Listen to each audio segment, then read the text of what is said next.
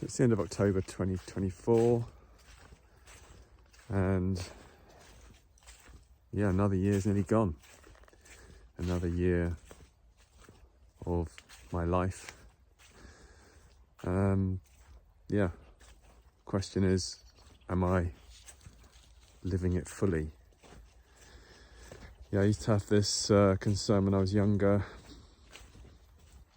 I'm in my 40s now, so I used to have this concern that, you know, I'd get to the end of my life, I'd be in the old folks' home or whatever, and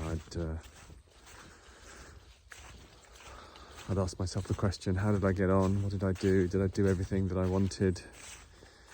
And the thought used to fill me with dread, actually. I used to think, well, I've got to get out there. I've got to get out there and live. I've got to get out there and explore. And one of those things that I really wanted to do was to learn to ride. It took me a while to pluck up the confidence to do it. I think my parents were not pro, so that was a tricky one.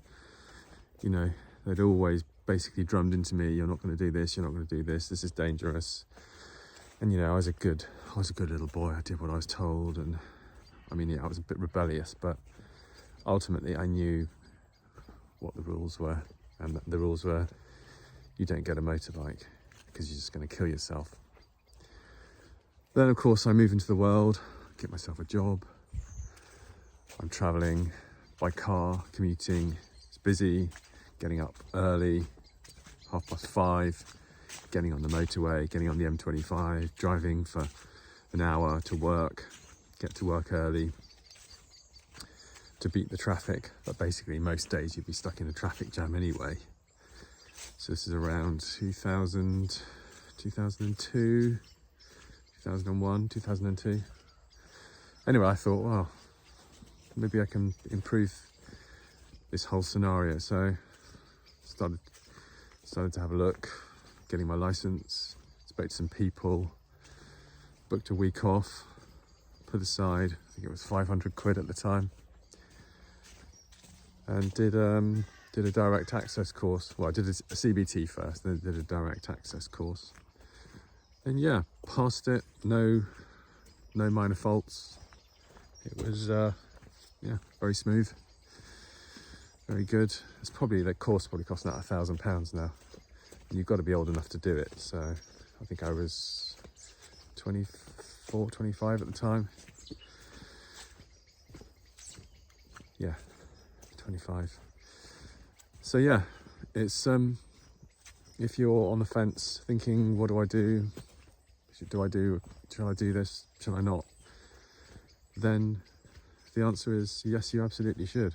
If it's going to be one of these itches that you need to scratch, then definitely do it. It's no better time than now to learn to ride. The bikes are best, or better than they've ever been. There's loads of second-hand bikes that are equally awesome and much cheaper than buying a new one. But you know, they're barely used.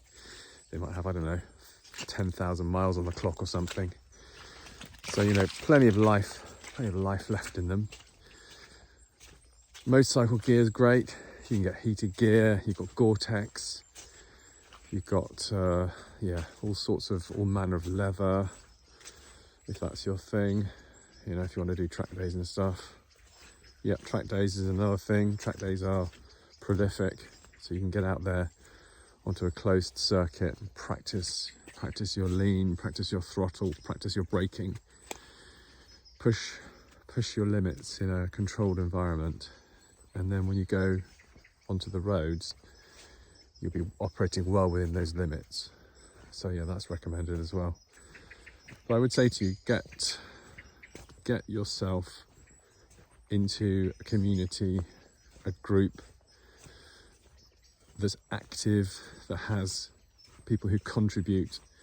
You know, a lot of these Facebook groups, you post stuff and they got, you know, 300,000 members, but there's nobody there. It's like, I don't know whether they don't really care about it, but you know, a group with 300,000 people. If you do a post, you should get at least, I don't know, 5, 10 responses if it's an engaged group. I think it just gets lost in all the spamminess. But you know, if you want to contribute to a community, find one that's actually got people that actually want to help you, and join up, start to contribute, start to ask questions, and engage people, and work out a plan. Find a source of information and don't kind of move around. So find someone that you like who's going to help you. It's not, learning to ride isn't complicated, but there are a few pitfalls that you want to avoid that will cost you money. You know, making the wrong decisions, making the wrong purchasing decisions, buying the wrong things. You know, some of these courses that you can do, they'll save you those costly mistakes. You know, like buying a new bike as your first bike. Don't do that, because you're going to drop it at some point. Get yourself a second-hand one. You know, a nice bike, a nice second-hand bike. Fit crash protectors to it, so that, you know, when it does fall over, and it will, if you're trying hard enough to learn, it's going to fall over. Fit crash protectors to it, so to stop it from getting all scuffed up. So yeah, find a source, follow that source, follow the plan, execute the plan, and practice. Get out there and practice. The whole point of having a group, having an engaged group, is that you will dedicate yourself to learning this craft. I don't want to hammer on that point, but you'll need to practice. You'll need to put the work in. You need to do the proof of work before you can achieve your desired goal, which is to be, you know, confident, comfortable rider that can tackle any situation. So I'd like to grow that community. I don't really see it on Facebook, so yeah, if you want to join my group, you're very welcome.